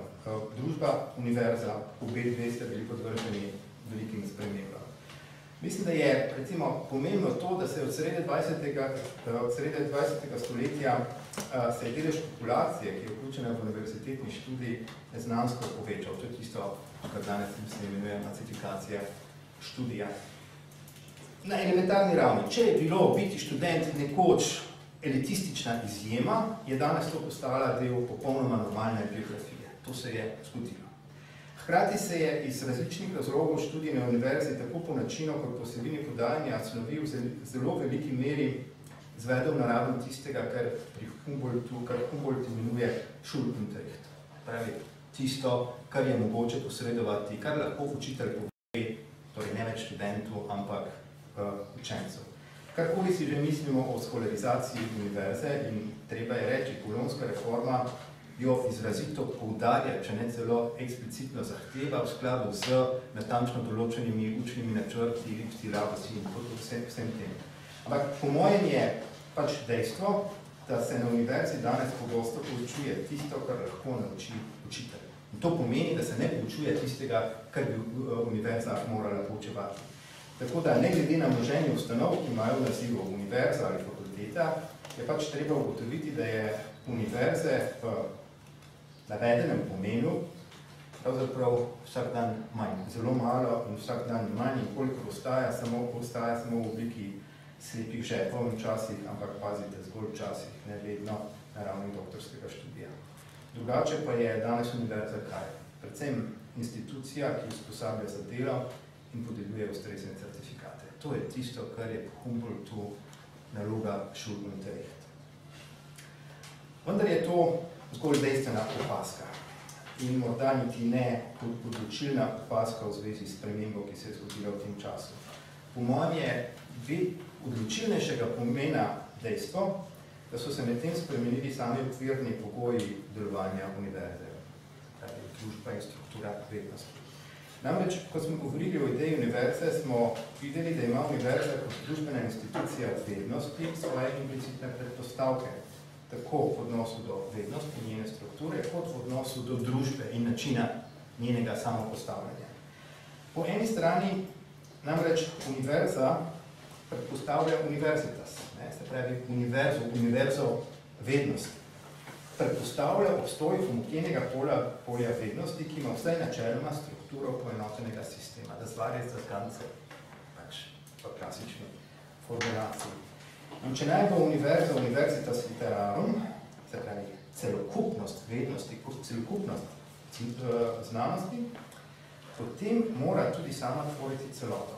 Znanstvena disciplina bi se toliko morala razumeti kot polje vednosti, ki ni samo zadostno, ampak kot polje vednosti, ki ima svoj temeljni smisel šele znotraj te širše celote kot znotraj avtonomnega, univerzalnega pojma vednosti. Vendar pa mislim, da je to polje v veliki meri razpadlo v načinu, kako deluje danes sodobna znanost. Ne samo nekdanje, se pravi, tiste 3 fakultete, ki jih Kant imenuje gornje, in to so medicina, pravo. In jaz bi rekel, ekonomija, teologija, mislim, seveda, Kant govori o teologiji, ampak strukturno mesto, ki ga je nekoč zasedala teologija, ima danes ekonomija. Gre za element vere in gre za element, recimo, samo odrešitve, odrešenost bo profit in nazadnje gre tudi za moment prevladujočega družbenega diskurza. Tako da, če mene vprašate, obstajajo 3 zgornje fakultete in to so medicina, pravo in ekonomija. Ampak to bi jim še nekako oprostili. Težava je v tem, da tudi naravoslovne znanosti, da se tudi njim, se pravi tudi tistim znanostim, naravoslovnim znanostim, ki so se odcepili od filozofske fakultete, se praviloma ne zdi več potrebno ukvarjati se s pojmom vednosti. In po tej plati se zdi, da celo znanost sama ne potrebuje več univerze. Kaj še ne? Družba. To je eno. Po drugi strani pa, torej v odnosu do vednosti, struktura vednosti se je pač treba je pripoznati spremenila in to ima svoje posledice za univerzo. Po drugi strani pa ideja univerze predpostavlja, da se sama družba razume kot družba vednosti, se pravi kot družba, ki se nazadnje utemeljuje v redu občega z umnimi razlogi, kot smo rekli prej. In mislim, da je še bolj kot na področju znanosti, ravno tukaj prišlo do še večjega preloma. Če se je Hegelu zdelo še nezamisljivo, da bi po umetnosti, religiji in znanosti kot 3 velikim podobam absolutnega duha lahko sledilo še kaj. Tu je od znanosti, od vednosti naprej nimamo več iti kam. Smo že tam. Pa se je zgodilo natanko to, da vednost, referenca, de facto, vednost, znanost, dejansko ni več zadnji referenčni okvir. Vsekakor vednost v javnem diskursu izgublja svoje mesto. Postala je, in tukaj mislim, da je treba priznati Lyotarju, vsekakor, postmoderno stanje, da je vednost, sistem znanosti, zgolj eno od možnih utemeljitvenih okvirov, ena od možnih pripovedi, pač, nasproti katere pač obstajajo tudi še druge možne pripovedi. Znanost je ena od njih. Tako da se mi zdi paradoksno, da naša družba, v kateri se toliko govori o znanju, ravno ni družba znanja. Če je bila družba znanja, moderna družba 19. in 20. stoletja, družba 21. stoletja, postmoderna družba v tem pomenu ni več družba znanja. Ali bolje, rekel bi, da ni družba vedenja ali družba vednosti. In morda je tukaj pomembna una mala razlika med knowledge society in Wissensgesellschaft. Če smem, en kratek štos. Casablanco poznate. Tam stekajo se v Rex, tistem lokalu, vsi potencijalni begunci, ki hočejo letiti v Ameriko, eni Nemci so tam, ki se, zato da bi se prilagodili novemu okolju, že zdaj učijo angleško in se pohvalijo s tem. Starejši par in vpraša mož, ženo, what's the watch? 8 watch? Oh, that much. To je zdaj angleščina, ki so se je naučili v tem času. Ampak potem ga rek vpraša, are you happy? Mislim, da je rek, pa reče, yes, I'm happy, but I'm not glücklich.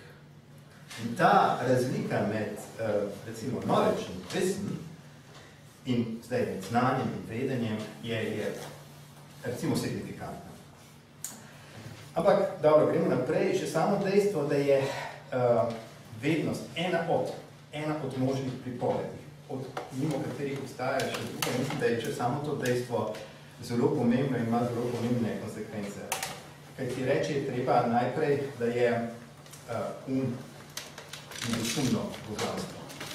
Skratka, ne trpi drugih božanstev mimo sebe. In če v naši družbi vednost in način utemeljevanja z občevalnimi veljavnimi razlogi nastopa zgolj kot ena od možnih referenc, potem to pomeni, da vednost preprosto nima več po imanentnih kriterijih statusa vednosti. Če so si odgovori enakovredni, če noben odgovor ni napačen stališča uma, potem pač nobeden odgovor tudi ni resničen. To je kar na plat istega. S tem, ko se je v polju vednosti uveljavil pluralizem pripovedi, se je samo polje vednosti v nekdanjem pomenu odpravilo, ker znotraj nje preprosto ne morejo vse pripovedi imeti enake cele. Ene so resnične, druge ne. Ene so utemeljene z razlogi, v prosti meri, druge pač ne. In zato je treba ohraniti to razliko med pravilnimi in napačnimi odgovori. In zato je reči, noben odgovor ni napačen, ima skratka hudo dejstvo je. In če šola uči, noben odgovor ni napačen, potem je to še huje. In drugič, s tem, ko sta vednost in postala zgolj ena od mnogih pripovedi, ki se potegujejo za primat, za prvenstvo, je očitno tudi mesto odločilnega kriterija prevzelo nekaj drugega. To ne pomeni, da smo ostali brez. De facto se zmeraj izpostavi. Vprašanje je samo, na katerem mestu. In to je danes v osnovi vprašanje družbene koordinacije svobodnih posameznikov, ki se v polju demokratične enakopravnosti skušajo čim bolj približati optimalnemu rezultatu. Kaj je to? To je strukturni opis delovanja trga. Torej, ko resnica izgubi referenčno vlogo, prevzame vlogo zadnje reference trg. Demokratična koordinacija interesov pod enakimi pogoji. In če noben odgovor ni napačen, prinesel sem, dobro, koga zanima, tu je v delu, ne vem kdaj, 3. januarja 2015, piše, otroke učijo, da noben odgovor ni napačen. To se dogaja v naših šolah. In naj vam povem, to se dogaja v okviru izbirnega predmeta vzgoje k podjetništvu. Jasno, kaj zdaj to pomeni? Na osnovni šoli lama. Kaj zdaj to pomeni? Ja, pravi, če noben odgovor ni napačen, potem je pravi odgovor tisti, ki je donosen, tisti, ki se uveljavi na trgu. Zelo preprosto.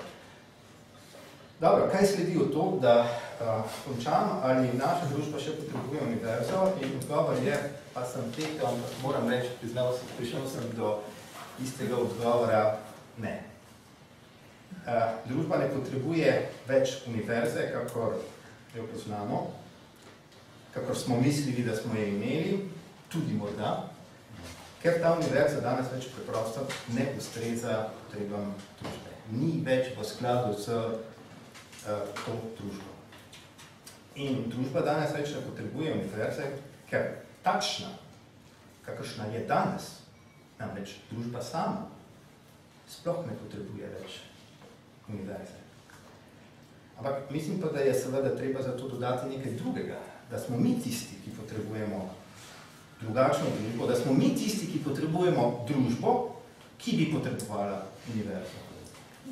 In morda ima ne nazadnje univerza, pa torej takšna kot je, Bog pomagaj, ne, vendarle še zmeraj neko vlogo pri tem, da nam pomaga priti do takšne družbe, ampak mislim, da bi se morala ta namen tudi univerza, kakršna je, vendarle se spremeniti in postati drugačna univerza.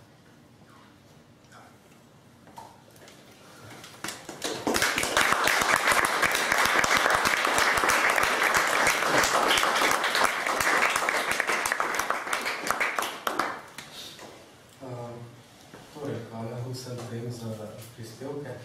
A so že kakšno vprašanje iz publike? Tako je, jaz bom postavil nekaj, jaz sem pripravljen nekaj izlično omejivih vprašanj. Načeloma so pravila igre ta, da dvigate roke in vam dam besedo. In če bo vprašanje iz publike, vam dal prednost, da če se pojavi vprašanje, dajte povedati, če se slučajno blazno razvije debata, bom dajal prednost tistim, ki so manjkrat govorili, ampak do tega bomo še prišli, če bomo prišli. Zdaj, Jaz bi se, vprašanje, na kateri prispevek se s tem pravzaprav navezujem, ampak nekako sta in vsaj vidno sta oba končala prispevek z tem, da nam morda, vi ste govorili o tem, da nam morda univerza neko vlogo, še zaigrati o tem, vi ste govorili o obrobih univerze, ampak ne pravzaprav glede na to, da univerza, ko ste sama ugotovila ta vprašanje, sicer se za vse velja, glede na to, da ste sama ugotovila, da univerza kot taka ne, da je družba ne potrebuje in tudi kot ste vi povedali, da so pravzaprav zaposleni na univerzi tam zaradi delovnega mesta in ne zaradi univerze, oziroma večina je postavljena celo v ta položaj, da se že znotraj univerze bori za osnovno ali pa osnovno dostojno preživetje. Ali lahko sploh, mislim, a je sploh še pogoj, da se znotraj univerze oblikuje, oziroma da sploh obstaja akter, ki bi lahko zahteval, ki bi lahko recimo prispeval ali pa nosil zahteval po družbi, ki bi potrebovala univerzo, oziroma univerzo, ki bi jo družba potrebovala. Mislim, meni se zdi, da ste pravzaprav vidno oba prišla do zaključka, da te pogoji na univerzi sploh ne obstajajo, da bi se oblikovali takšna pozicija. Kdo bi bil recimo tisti, ki bi lahko sploh zahteval drugačno prakso? Namreč tisti, ki so na univerzi, se pač ne veste, mislim, veste, pač ne vprašali. Ja, jaz mislim, da smo, če se pravičujem, da sem se pač naviral, sem se kako mislim, da bi Zdravko ravno tako lahko na to odgovarjal, pa sem zgodil, verjetno. Ampak jaz mislim, da predvsem ne gre za to, da bi morali kogarkoli zahtevati, ampak da to prakticiramo. Univerza je nekaj, kar moramo prakticirati. Kar med drugim pravzaprav počnemo tukaj zdaj. Jaz pravim, meni se zdi sekundarno, ali se to dogaja institucionalno znotraj univerze ali zunaj, čeprav bi za univerzo samo seveda bilo ključnega pomena, da se dogaja tudi znotraj. Se pravi, gre predvsem za to, da bi morala ta refleksija, kakršno se gremo zdaj, biti del mnogih drugih, bi rekel, oblike govora, ki se pač bojijo na univerzi. Moj poudarek je na temle pogledajte. Tista subjektivnost, ki bi danes morala delovati, da bi imeli univerzo ustrezno svojemu pojmu, je izrazito družbena in skupnostna in presegajoča posamezne discipline in presegajoča celo mejo med recimo univerzo in znanostjo, univerzo in politiko. Ampak, če ne bo to na ustrezni ravni, to predvsem pomeni refleksijo tega položaja v znanstvenem govoru in v, recimo, razpravah med različnimi disciplinami na univerzi sami. Ali z drugim besedami povedano, tako kot, jaz sem se na lašču vrnil, recimo, nisem hotel ostati samo pri obdobju recimo nemške klasične filozofije Humboldta, natančno zato, ker mislim, da je univerza v začetku pač ta svoj potencial, ki ga je imela, si ga je predelala s svojim delom in si ga je predelala s tem, da je obranila avtonomijo uma pred zgolj delom. Že na srednjeveški univerzi. In tukaj gre natančno za to, o čemer je prej govoril Zdravko, ko je govoril o ekonomiji kot teologiji našega časa. Mi danes potrebujemo ne samo kritiko ekonomije, kot jaz sem imenoval v svojem tekstu nalašč z neologizmom ekonomistika. Zato pač mislim, da nikakor niso pač osnove tega govora razsvetljenske ali razsvetljene ali na umu tendencije. Danes pomeni to tudi kritiko samo razumevanja naravoslovja, recimo, v veliki meri. Pa tudi, ponavno, tudi prava politika in politike. Medicina je poseben primer, tako da ne bi imeli. Se strinjam. Očitno je formu prakticirati. Poradi univerza je nekaj, kar se prakticira, jasno. Vednost objektivira in implicira neko subjektivno držo. Obenem bi rekel, da je to vprašanje, se strinjam, ki presega disciplinarno vprašanje, ki presega vprašanje razmejitve med univerzo in samo institucijo vednosti. Mislim celo, da presega vprašanje lokalnih socialnih skupin. To je eminentno politično vprašanje. Vprašanje prve vrste, kaj hočemo, kakšen odnos naj družba vzpostavi do vednosti, kakšno mesto naj v njenem delovanju pridobi vednost. Tako da je nazadnje to vprašanje, ki se naslavlja na vse. Seveda pa to pomeni tudi, da je treba biti v tem dosleden. In jaz mislim, da se zelo hitro ujamemo na to, da v primerih, kada nam pozicija, ki se reklamira z vednostjo, poskuša utemeljevati z vednostjo, ne ustreza, hitro ugotovimo, da je to zgolj vsiljevanje in nismo pripravljeni sprejeti recimo argumentov znanosti. Recimo, če gre za to, kje naj bo vprašanje, kje naj bo skladišče jedrskih odpadkov, jasno je, vsi se bomo strinjali, da nekje mora biti, ampak potem, ko je treba to konkretizirati, v katerem preddelu Slovenije mora biti, se bojo lokalne skupnosti vedno začele udarjati po prstih in rekle, pri nas pa ne. In če tedaj nastopi znanstveni argument, češ da, ne vem, analize prelomnic kažejo sicer sorry, ampak da je to najboljše, da se postavi na vašem dvorišču, tega nihče ne bo pripravljen sprejeti. Enako tudi do gensko spremenjenih organizmov. Dovolj je, da rečemo Monsanto in je vse jasno, ampak vprašamo se, a je res? Skratka, vsi imamo ta refleks, da zavračamo znanstvene argumente, pozicijo vednosti, kadar nam ne ustreza. In nimamo občutka, da v tem trenutku počnemo kaj, ne vem, bogokletnega, nesprejemljivega. Takšen je v resnici svet, v katerem bi radi živeli. Radi bi imeli pravico, da kadarkoli lahko rečemo, pa če imamo razloge za to ali ne, mi se pa s tem ne strinjamo. Mislim, da je to narobe.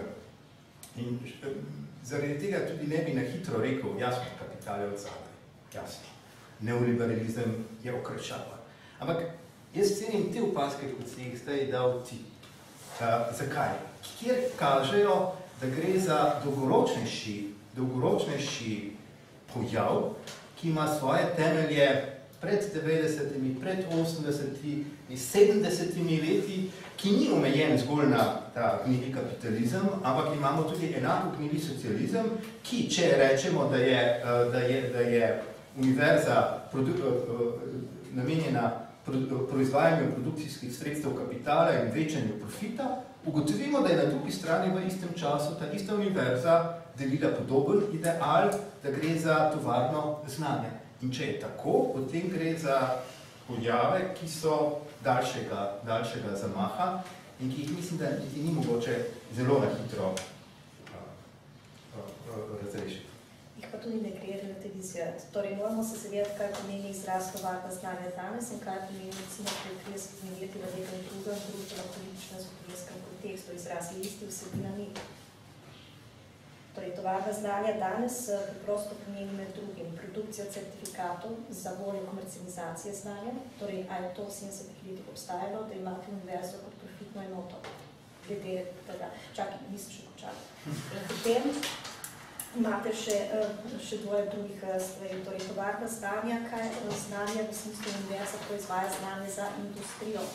Torej, gre za ukinjanje znanstvenih laboratorijev, za prenašanje tega na univerzo samo v 70-ih letih. Vi ste imeli znanstvene laboratorije, ki so delovali pod okriljem tovarn sami, torej niste imeli prenašanje tega na univerze, kjer potem imate recimo procent, 6% donira zasebnik, 64% še vedno ravna blagajna in se potem nekdo preko zasebnega frekventa koristi celotni produkt za voljo donacije bloga.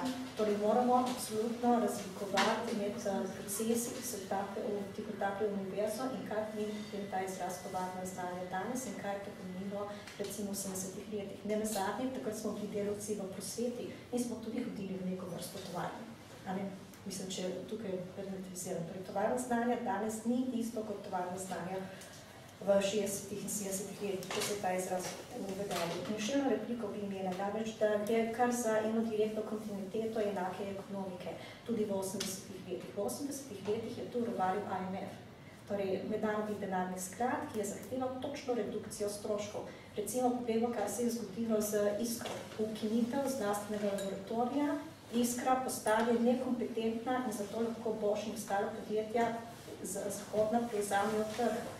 Ista politika je veljala tudi za redukcijo stroškov v javnem sektorju. Recimo primer tobačne tovarne sredi 80-ih letih po navodilih IMF-a, mehko upokojevanje, odkupovanje let, torej prenašanje stroškov na državno pokojninsko blagajno, izčrpavanje, torej nevključavanje novih prispevkov in tako dalje. Torej to ni, ne moramo kar hruške in jabolka metati v isti koš. Se oproščam, če je moja replika nekoliko groba, ampak mislim, da nimamo dovolj časa za to tudi tako to povedi. Torej, kaj je tovarno znanje? Kaj je razlika med znanostjo in vednostjo danes? Znanost ni tisto, kar je bila po Humboldtovem principu, ampak je znanost po tistem, kar zahteva aplikativnost.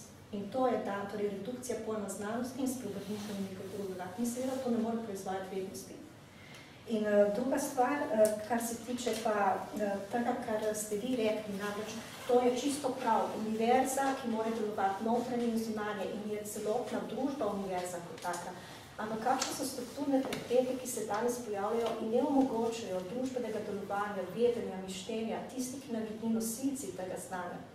Če imate vi projektno delo in se od vas zahteva, da je merilo za napredovanje višjo habilitacijo, ne to, kar mi počnemo tukaj danes, da ozaveščamo, ampak da delamo korporativne projekte in to je edina vrednost, ki jo ima neko znanje, vse ostalo pa je nevrednost in posežno neznanje, je to že strukturna prepreka, zakaj se ljudje na univerzi ne bodo več udejstvovali takšnih čisto osnovnih skupnostih dogodkov in tu aktivno delovali. Zato, ker se to po novih merilih ne splača več ekonomika, ekonomistika.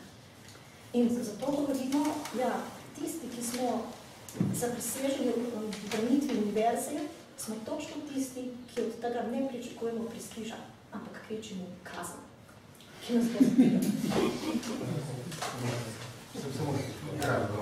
Jaz se strinjam, da je znotraj socializma, ne nazadnje, tudi socializma, znotraj katerega smo mi živeli in demokracije, znotraj katere živimo zdaj, da obstaja neka bistvena razlika. In ta razlika se nanaša na tanko na režim vednosti. Socializem je bil, recimo, svetovno-historični, je bil projekt, ki je imel svetovno-zgodovinsko utemeljitev. Bil je na strani, recimo na pravi strani zgodovine in je sam sebe utemeljeval, skušal utemeljevati na znanstven način. Zaradi tega je znotraj socializma zmeraj veljalo, da ima beseda težo. In če je nekdo tudi zaradi tega nekaj rekel, pa to ni ostalo odgovorjeno, če tudi ne glede na to, kakšni so bili argumenti, je to utičalo v zraku. Skratka, režim se je utemeljeval v vednostjo. Današnji režim se ne utemeljuje z vednostjo, temveč z mnenjem. In to na ta način, da pač preprosto preštejemo, koliko... Poglejte volitve. Volitve so kvintesenca načina, kako deluje mnenje. Vsakdo lahko voli karkoli, ne da bi mu bilo treba to utemeljevati, ker so si vsa mnenja natanko enaka. Tako da ja, znotraj tega neka razlika je bila, ampak kolikor vendarle poznam socializem, bi na hitro rekel, da je v veliki meri tudi sam podlegal izjemnemu ekonomizmu. neverjetni skepsi do recimo intelektualcev, poštenih intelektualcev in čisto tako, kako se je uveljavil sistem tozdov in sozdov in pozdov, se morda še kdo ne, ampak bili so tozdi, temeljna organizacija Združenega dela, pozdi, če se ne motim, je to pogodbena organizacija Združenega dela, sozdi, sestavljene organizacije Združenega dela in, če se ne motim, vozdi. Kar pa so visokošolske organizacije Združenega dela. Ja, skupnosti, delovne skupnosti, ker nismo bili podplačeni, ker smo imeli pokojninske in vse ostale prispevke izplačene, pa ne podelitvi tega, da 8,5 plača delodajalec ostalo ponudba in izdelija. Če še se smem kratko repliko privoščiti, jaz nikakor ne zanikam tega, kot je nekoč rekla ena moja prijateljica, socializem smo se veliko prej lahko pustili vzeti. Tega nikakor ne zanikam. Strajal bi pa pri tem, da je kritika univerze, ki je prihajala strani študentskega gibanja, po letu 68 je bila natanko kritika produktivizma. In formula Univerze tovarna znanja je leta 1970 merila na natanko iste načine financiranja, razdeljevanja denarja in logiko delovanja, kot ta tukaj zdaj. S tem nikakor neče reči, da se nič v tem času ni spravilo, moja poanta je ves čas ta, da je realnost kapitala na globalni ravni bila že leta 1970 taka, da je zanj realno štelo samo tisto znanje, ki je posredno ali neposredno prinašalo višanje produktivnosti dela, reduciranje stroške dela, poenostavljanje organizacije. Novost je tukaj z tega vidika in tu mislim, da kažejo vaše, to, kar ste povedali zelo lepo, kako se ti procesi prenašajo, so se prenesli v notranje zahteve v univerzi in v razkljevanje nove univerze. Glede tega se s tem popolnoma strinjam. Jaz samo pravim, da je to na ravni ekonomske realnosti in zahtev kapitala ves čas veljavno in tukaj ustrajam tudi natančno pri tem, da je realna družbena funkcija, ki jo za kapital ima univerza in to ves čas kaže natančno. To geslo, da več povezovanja z gospodarstvom ne more pomeniti popolnoma nič drugega kot to. Nižanje stroškov, streamlining in tako naprej. Nekaj drugega bi rekel jaz še, da je novo. In to je povezano s tistim, čeprav bi imenovali nekateri sociologi, potem informacijska ali omrežna družba. Namreč v tem času je postalo jasno še nekaj, da družba, taka kot jo imamo, seveda tudi ne potrebuje več masificirane univerze. V tem času je postalo popolnoma jasno, da že samo dejstvo, da diplomira veliko več ljudi, kot jih je pa kapitalistična družba sposobna zaposliti, proizvaja kritičen odnos do te družbe. Zaradi tega, ker če je kaj trajni dobitek ljudi, ki so masovno šli skozi družbo, je morebitno drugačen odnos do vednosti, pa če tudi 20 let po tistem, ko so šolo pustili. In v tem vidim recimo en potencial, vidim pa še nekaj, pogledajte. Tisto, kar je ogroženo, ni preprosto samo univerza. Ta družba ne ve, kaj dela kot šolo. Ta šola, univerza danes niti ni več, kot smo včasih rekli, najboljša srednja šola. Moja teza, ki jo lahko dokažem, če bo potrebno, je, univerza je danes predvsem, tukaj pa govorim konkretno o univerzi, ki jo delam, je predvsem podaljšano bivanje.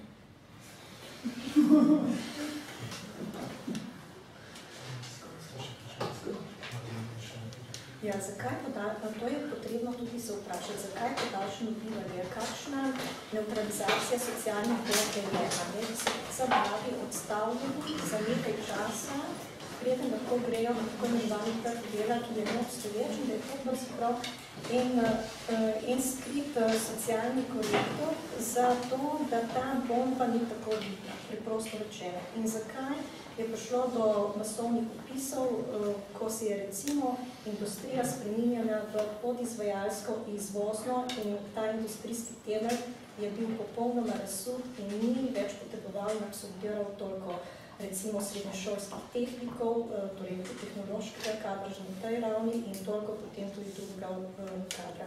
Torej zato je potem bil to tudi podaljšek. Torej moramo vedno upoštevati, zakaj univerza ta podaljšek kot eno začasno bivanje. Kdaj se to pojavi? Torej ni bilo vedno. Torej to je treba vzeti v obzir. In zakaj ima ta univerza to vlogo z uvajanjem šolnin, da pa je njena drugo vlogo? Torej, ne?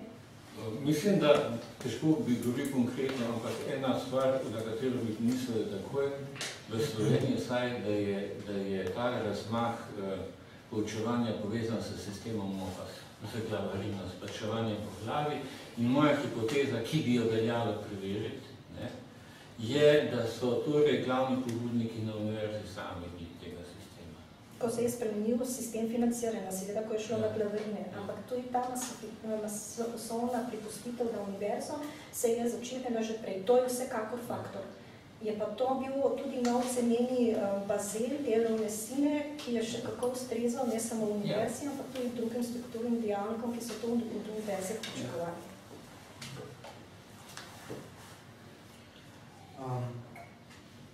A je kakšno vprašanje na skupaj na tej točki?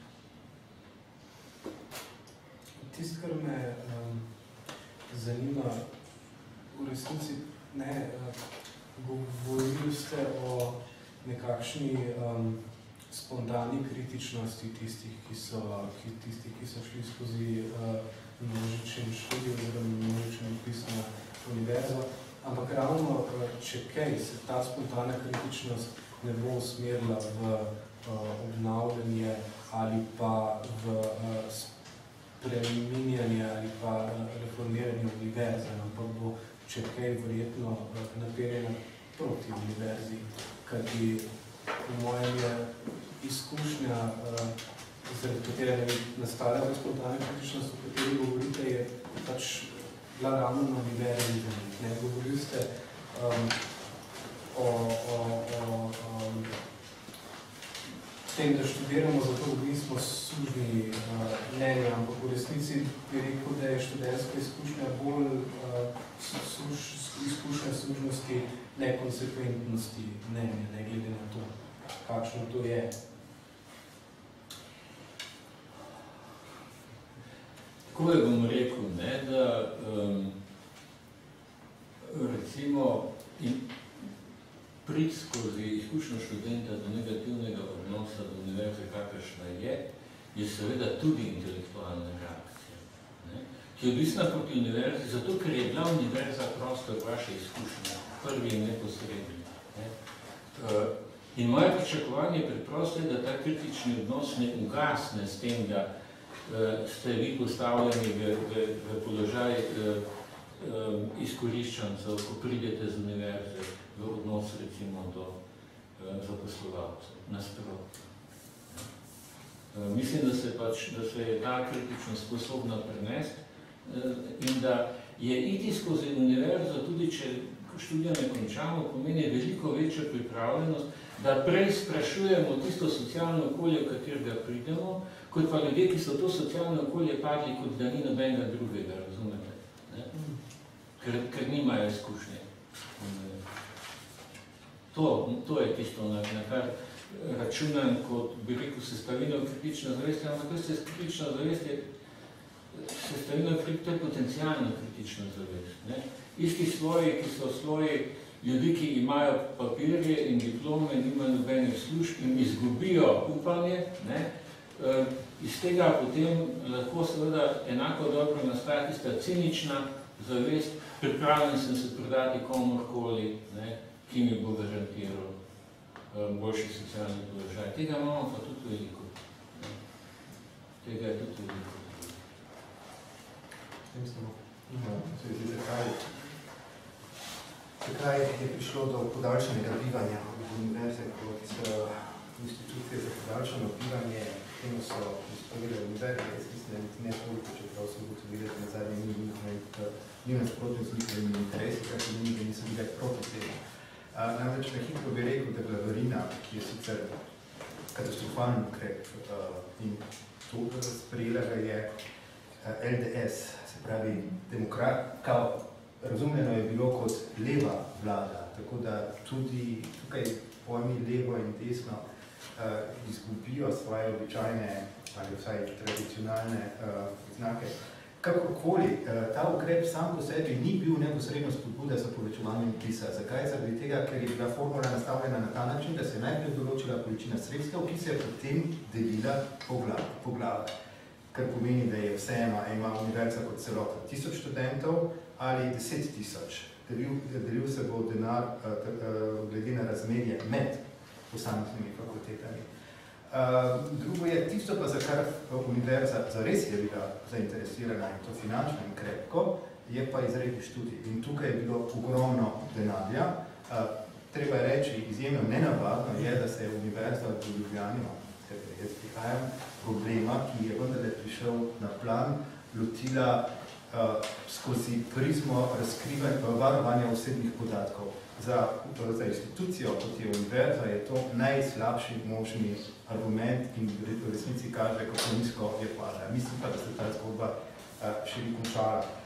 Drugače pa, zakaj je prišlo do tolikšnega opisa? Jaz mislim, da je interes države bil v tem, da toliko in toliko ljudi po eni strani, ko se strinjam, zadrži pred tem, da bi stopili polnopravno na trg delovne sile in da zaradi tega zmanjša pritisk na trg, ki tako in tako ni bil sposoben pogoltniti vseh, ki bi sicer prišli in iskali službe.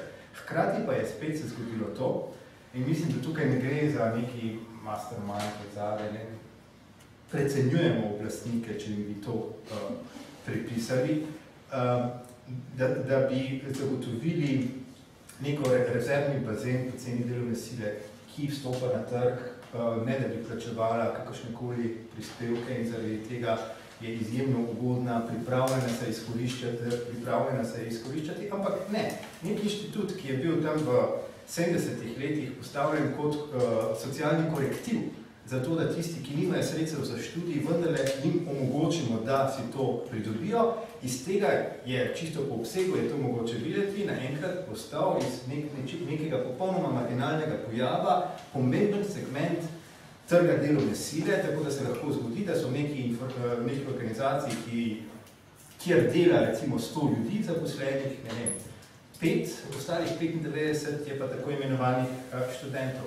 Da je tisto, kar je glede česar bi se pa morali zamisliti vsi skupaj študenti in nazadnje mi, ki tam študente učimo, pa in šire, kot se reče, je, da so v trenutku, ko so se pojavili prvi poskusi, da bi omejili in treba je reči, povezani so z imenom svetnika, kakorkoli, ironija usode, čudna so gospodova pota. Tedaj, kdo se je uprl najizraziteje in najglasneje? Populacija, ki se sicer nikoli ni oglasila, se je tedaj zbrala in šla na ulice. In to je bila študentska populacija, skupaj z srednješolci, ki so zahtevali pravico javno na ulici pred parlamentom, da so lahko še naprej izkoriščeni pod istimi pogoji, kot so izkoriščeni recimo na Filipinih. To je bil kritični domet neke populacije. Seveda, to je treba razlikovati med političnimi opcijami, ki so to izkoriste in seveda niso študente informirali, proti čemu oni pravzaprav demonstrirajo.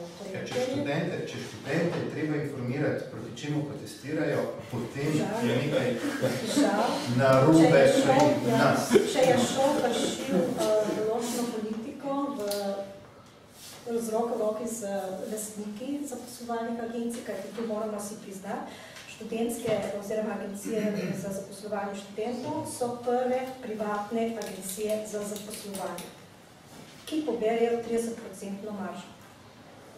Torej, to so prve zasebne agencije za zaposlovanje. sledi ta Adeko in za vse ostale druge ravni zaposlovanja privatno. Torej, seveda je bila tu kombinacija in seveda tu študenti ne smejo ostati informirani in morajo točno to zahtevati lastno izkoriščenje za te zasebne zaposlovalnice in šov, ki ima od tega tudi to podarja. Lahko smo še podaljšano bivanje. Ja, če tudi je zgolj podaljšano bivanje, mislim, da je to bivanje, ki ima določene učinke. Skratka, to, kar si rekel, da proizvaja že s tem dekalažem, s tem neujemanjem med aspiracijami, ki jih vendarle na ta način pridobiš in družbo, ki ti tega ni več sposobna ponuditi, to je vendarle začetek nečesa in ima, seveda potencialno, lahko ima pozitivne učinke. Mislim, da je univerza hkrati tudi prostor socializacije, ki proizvaja, ima trajne posledice. In to, kar je zanimivo, če smem, je, da je to ena od funkcij univerze po Humboldtu. Namreč imamo tisto self-status in namreč pravi kaj, če gre, ko govori o univerzi, kateri naloga je, da človeku omogoči tisto, kar lahko človek doseže samo sam, namreč uvid v čisto znanost, skratka, za ta samostojno dejanje v pravem pomenu je nujna svoboda in koristna osamljenost in tako naprej, ampak tisto, kar potem nadaljuje. Zaradi tega še enkrat, Humboldt je zanimiv. Poslušanje predavanj je zgolj postranska stvar. Bistveno je to, da v tesni povezanosti z sebi enakimi in z zavestjo, da je na istem mestu neko število ljudi že umikanih, se pravi, že izobraženih,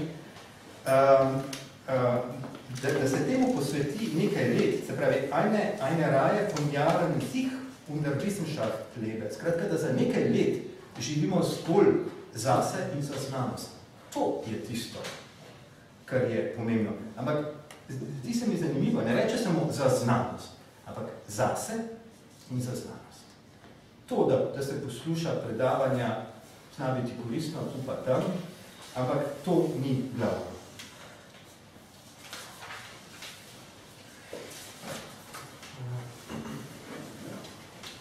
Preden zaključimo, ko se že bližamo v tem programu, ali vseeno šlo kakšno vprašanje ali komentar iz publike?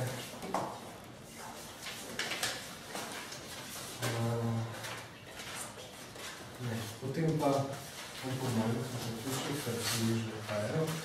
Hvala vsem trem za prispevke in za informacije, ki zajemno